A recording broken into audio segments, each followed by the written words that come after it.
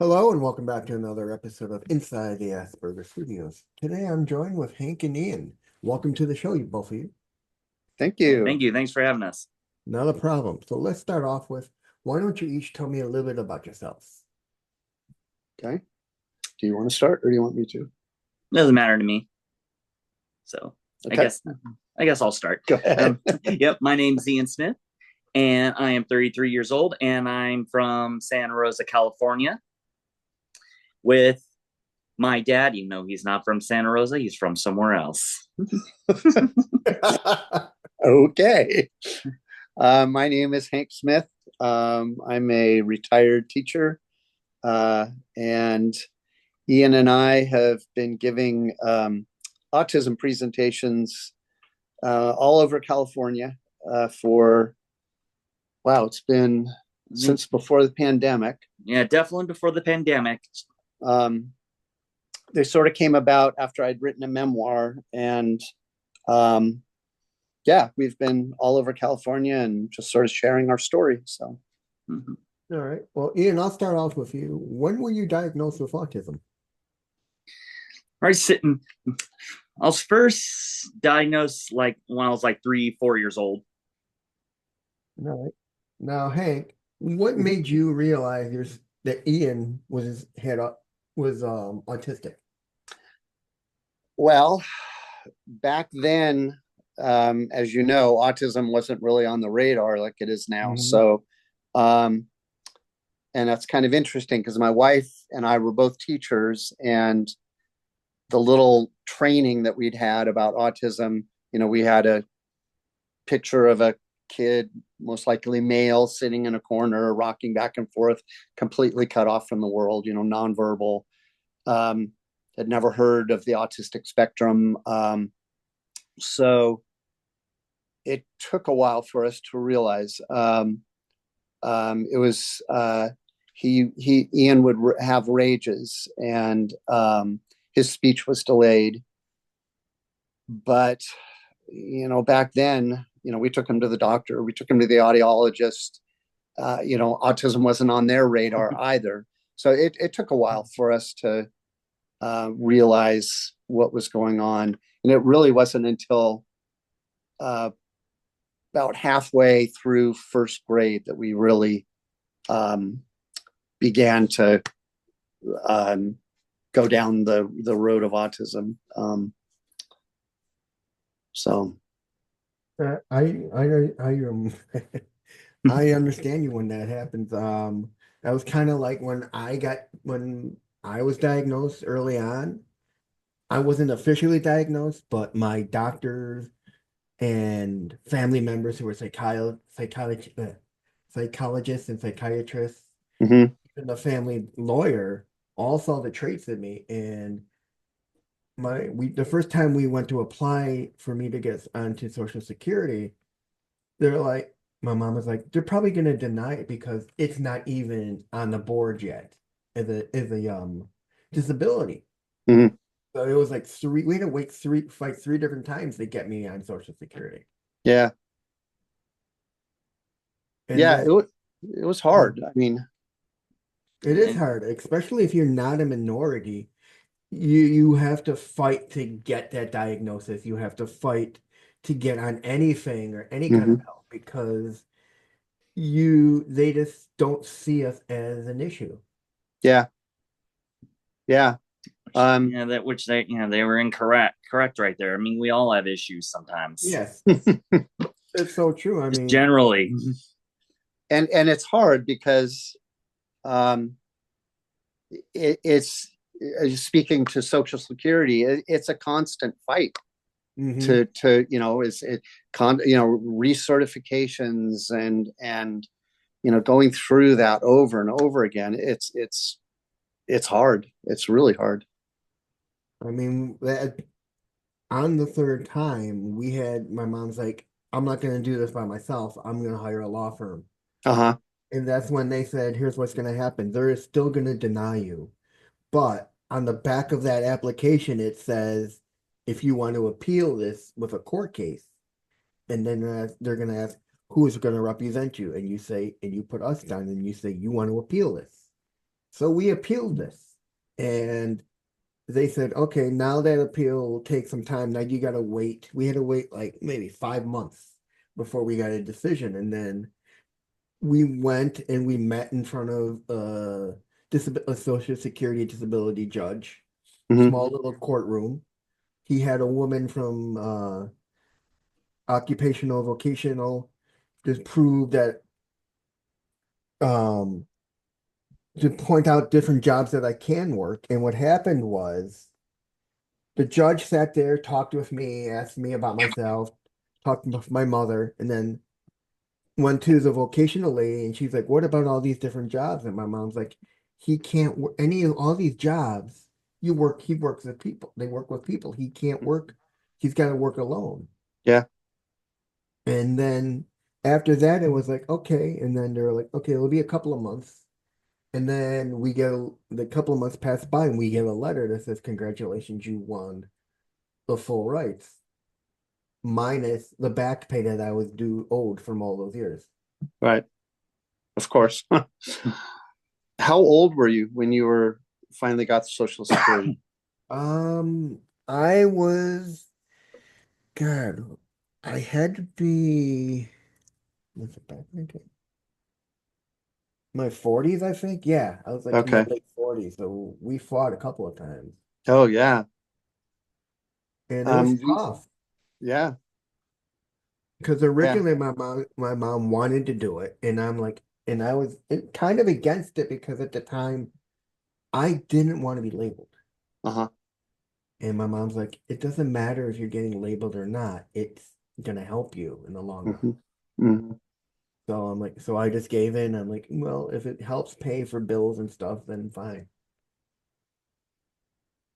Yeah, we've had to talk to Ian about that too. Yeah, it sounds similar to what I had to go through right there. Yeah.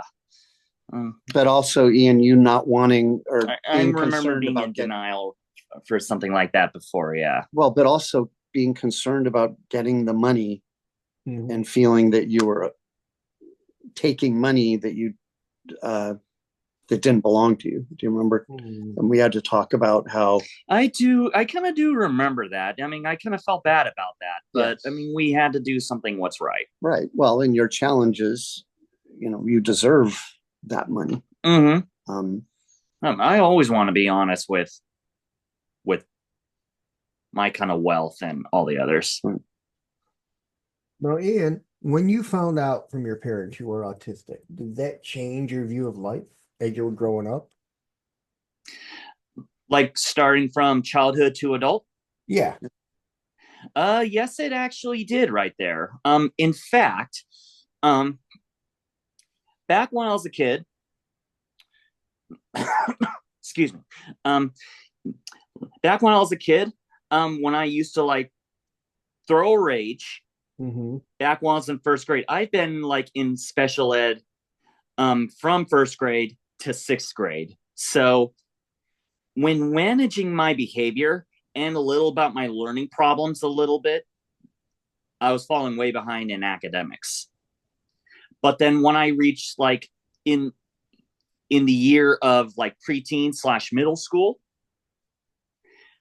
I kind of found a particular school subject that I like, which is mathematics. In fact, I work as a math tutor right now. All right. Yeah, That's I mean, good. I used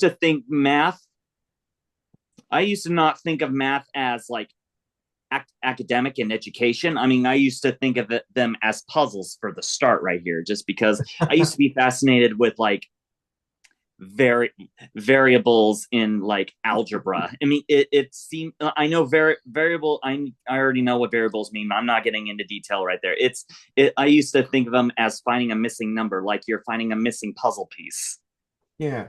That's the start I've thought about. I mean, I wish I was good at math. I mean, that was my weak point. I am, I've learned through time that there are two types of thinking when it comes to autism. There are those who are creative thinkers and then those who are logical thinkers. And the logical ones are the ones like you who understand math, who can do mathematics. Where Mm-hmm. me, I'm the more creative type who can design things and figure things out. yeah. Yeah, yeah, with me, now that you mentioned challenges with math, I mean, I still have issues with like a lot of word comprehensions and reading right here. I mean, I don't see a lot of words like I do with like math and seeing things and all the others. I mean, just yeah, and for I mean, everybody, and every autism and every individual is different right here. Sometimes there are people who have who have a brain who like functions more comprehension wise. I mean, literary kind of. Is that it? Language arts. Language arts, numbers, visualizing, hands-on, and all the others. I mean, it's just it. I mean, it just really depends on how they communicate and comprehend with them. Now, Ian, do you have ADHD as well? No, no, no,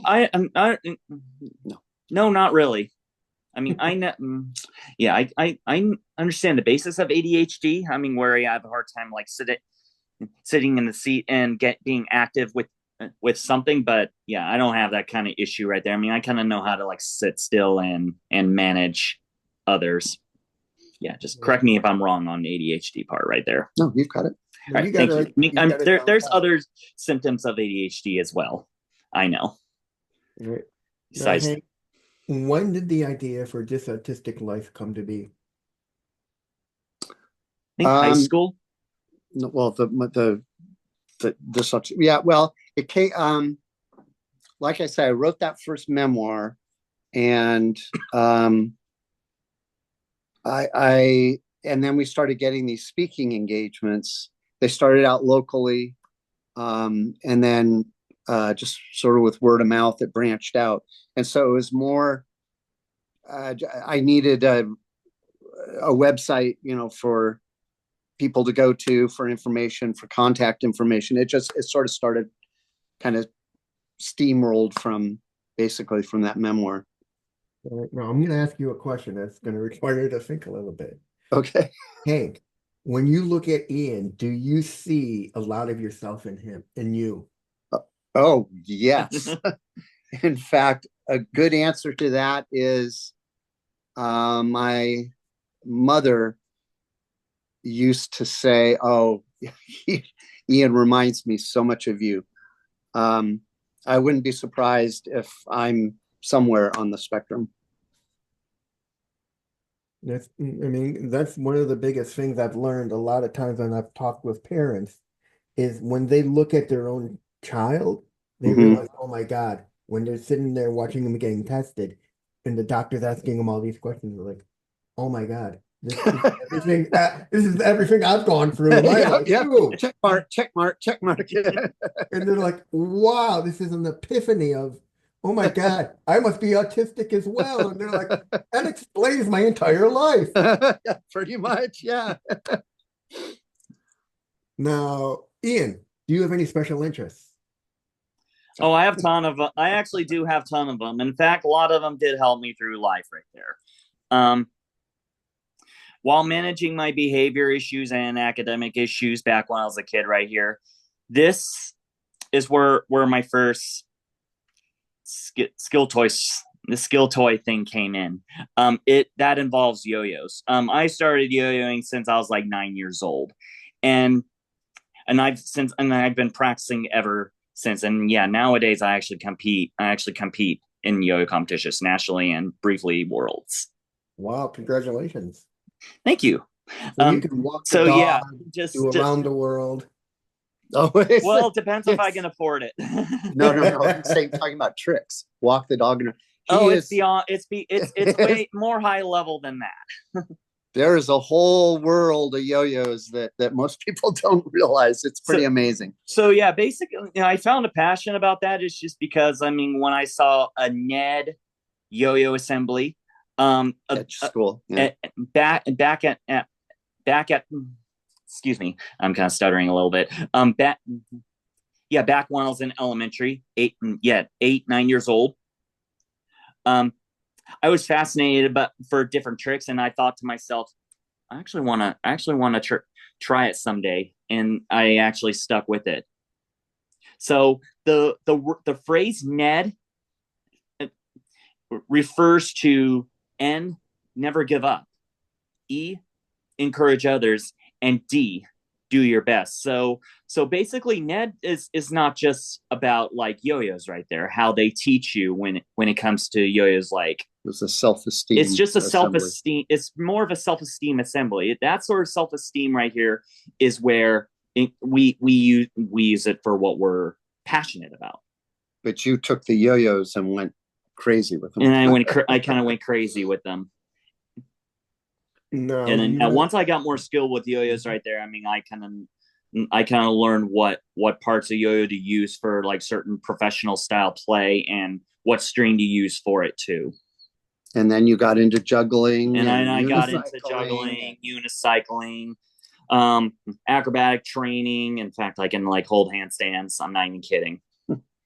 Please tell me you didn't join the circus.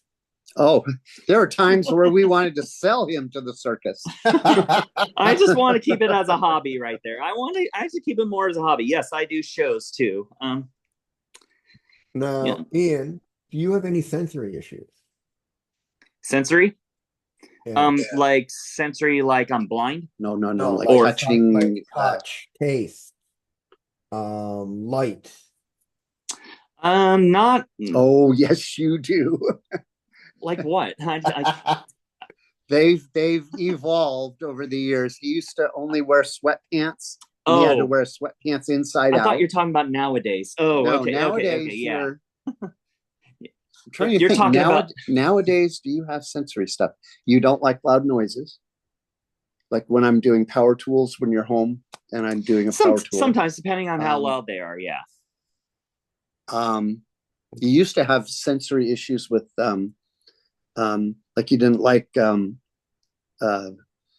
Play-Doh and stuff, and that what's that? You remember that goop stuff? Yeah, yeah. Like that's in one of Mom's home movies. I mean, she still has it on film. I just. But you're much. I can handle that stuff now. Your sensory stuff is pretty much not like it was. Yeah, not like it was not like it was back when I was like a kid. All right. Yeah, just people change. Sometimes people change when they're adults sometimes. But yeah, we just like wait and see what happens. Okay. Do you have any you don't have like any favorite foods you just constantly eat and will only eat that? I eat multiple foods still. I eat multiple foods. I mean, I do cook my own meals at my place. Oh, good. But nowadays, that's another thing that's evolved. You used to be very picky about food. Yeah. And now you try anything. I would try anything. I'll definitely try anything. In fact, yesterday I actually tried a Japanese smoothie across the street from my school, and it's so good. Now, Hank, when did you decide to go around touring with Ian and giving talks about autism and raising him?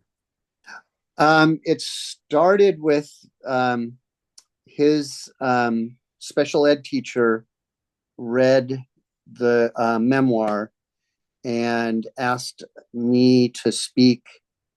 Oh, no, it was the principal of my school read the memoir and asked me to do a presentation for our staff.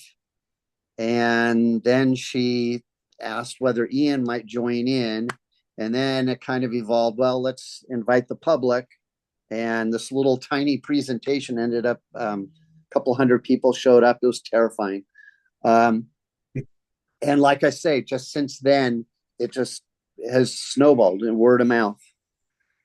Yeah, so it helped being a teacher, I think, because I had education connections, and those are a lot of our presentations are for educational settings. Now, what kind of teacher were you?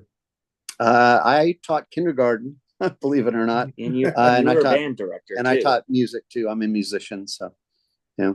Has Ian picked up your love of music?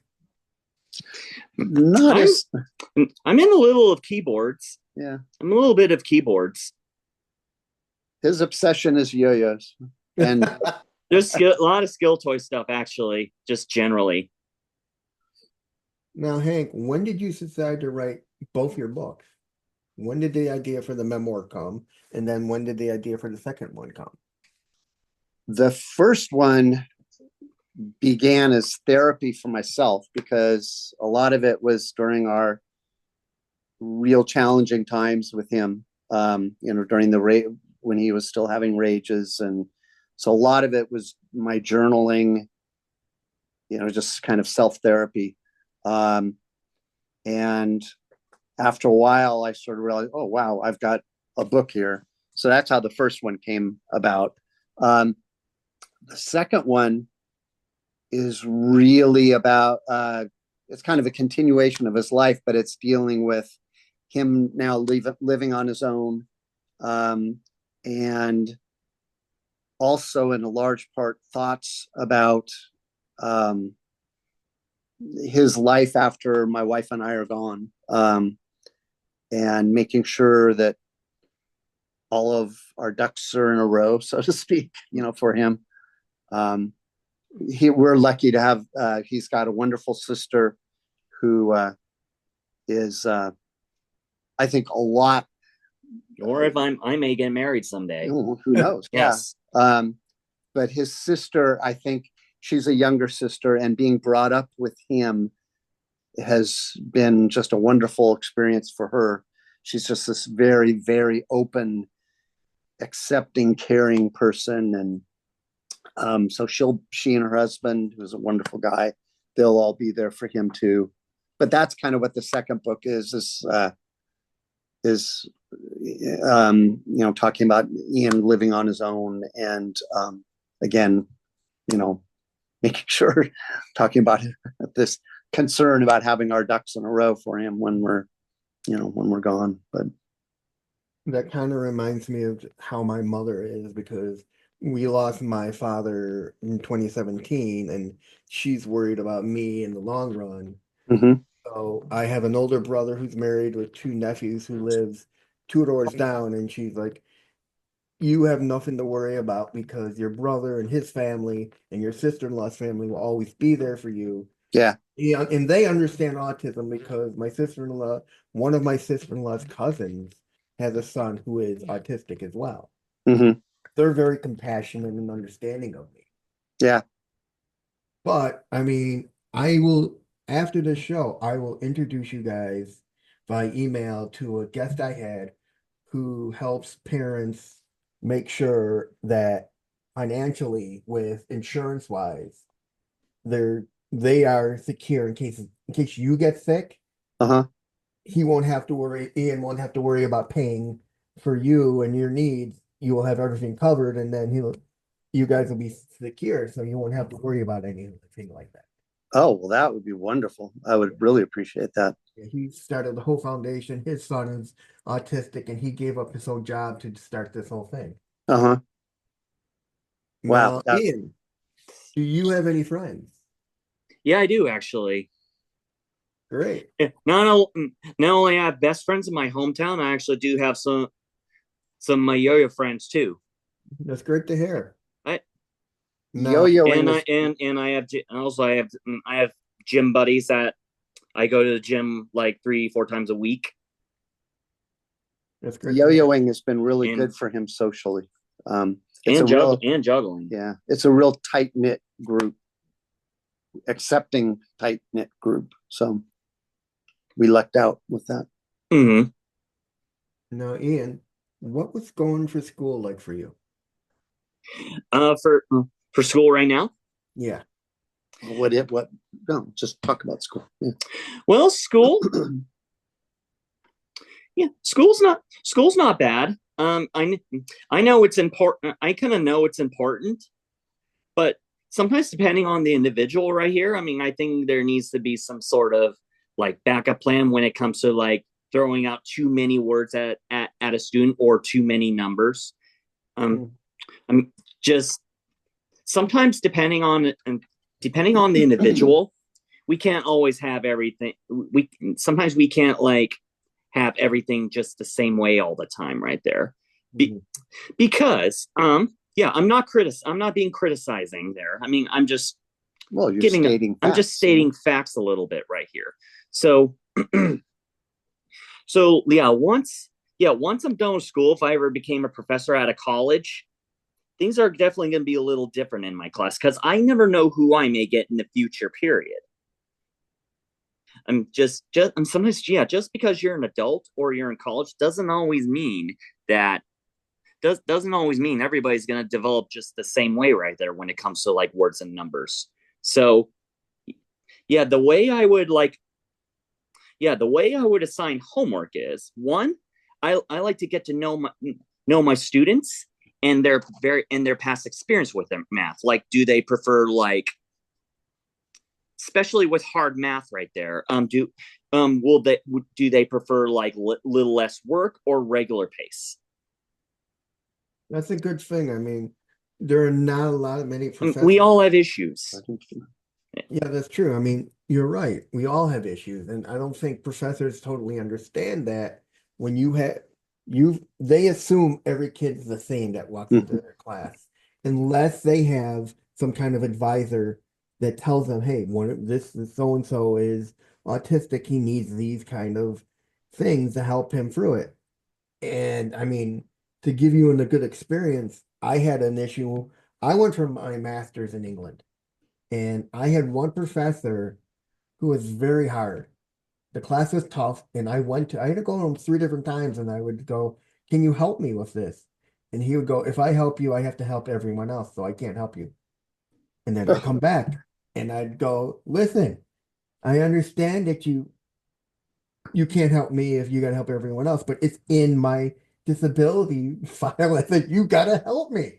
Yeah. Just because you're a professor or you're working for or you're out of college or something does not mean you stop learning. Yeah. Does not mean you stop learning. We all learn. We all still have stuff to learn. Everything evolves.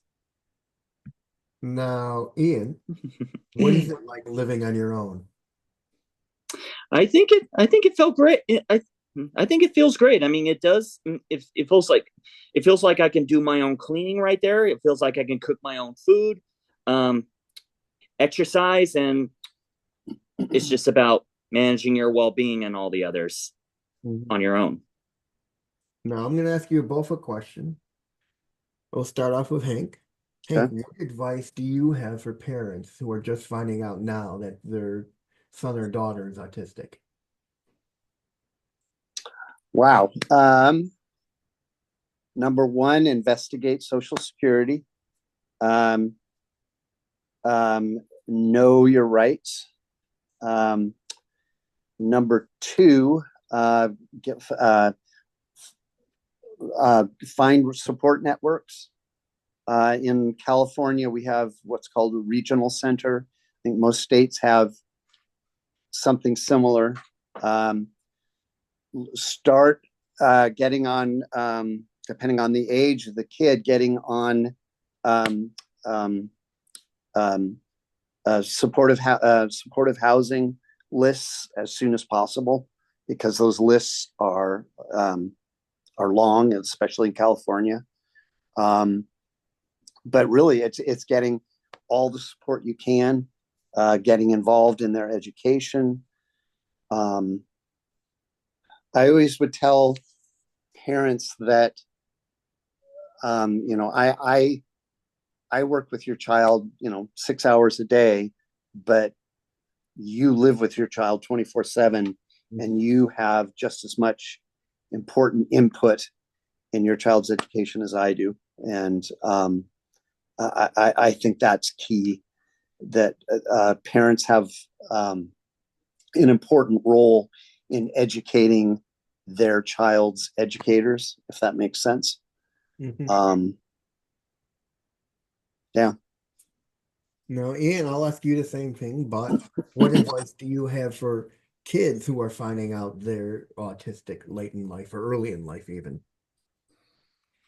Well, my recommendation to them out there is one, know what's right for you. Two, two, let people know your issue right there. Um, in fact, I remember the time where I was pulled over before because of because of a light being out, and I did let the highway patrol know that I have I have autism, and I'm kind of like a little anxious about that. Yeah, like if I'm losing it, like help me out as you can right there, please. Be a self-advocate, in other words. Thank you. Self-advocate. So so basically, if you're trying to fit in with the rest of the world right there, yeah, you gotta let other people know, your boss, your new friends, know who you are, and explain to them about your autism, about your autism or other issues, how you communicate or comprehend to the world. You said something, both of you said something that's so important, and that is self-advocacy. Because when a child goes away to school, it's so important to advocate, that they learn to advocate for themselves. Mm-hmm. I'm sure you taught that to Ian very much, Hank, that you need to tell your teachers, you need to tell everyone, hey, I'm autistic, this is what I need to get through each class. I always have to let my new professors know who don't know me about my issues. I mean, sometimes I have to accommodate on tests right here. I mean, yes. And speaking of tests right there, it's not it's not like homework and it's like time limited. I suffer from a lot of stress when it comes to like time limits. So I try and accommodate extra time on tests depending on difficulty of the subject. Yeah, I mean, usually when I go for an exam, they give me unlimited time, but the problem is, oh, that's nice. The big problem for me is when I go into an on-time testing room with a proctor, my mind doesn't think my mind thinks everyone here is taking the same test, not everyone here is taking different tests. So when I see someone get up and hand in their test, my mind is like, I don't want to be the last person here. So you panic. That's happened to me before. Yeah. And then I hand it in, and I'm like, oh God, why did I rush through that? Yeah. So the same with tests right there. I mean, just take the time you need if you have like extra time. So, and also have a backup plan how I may assign tests right there. Like if that time, whether you accommodate or not, and if you don't get a good grade or okay grade all because the time limit took advantage of you, you can treat the long answers as homework if you choose. Since I'm going to make that part special right here. It's not going to be due till like at the very end of the semester. That's kind of how I would like to do it. I mean, I like to, that's my backup plan right here. I mean, just surprisingly, I want to treat my tests like we're treating it as a different pace than normal. Ian would love to be a math professor, and that's his goal.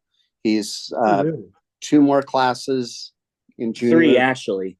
3 more in junior college, and then he really wants to transfer and to a 4-year university and get his teaching credentials. So. And probably go to grad school or work towards master's or doctorate in math. The funny thing about when I went for my master's is no one told me that I didn't have to follow my bachelor's. So I could have chosen an other field to go on. Instead, I followed my bachelor's degree. So anyways, where can people find out more about both of you?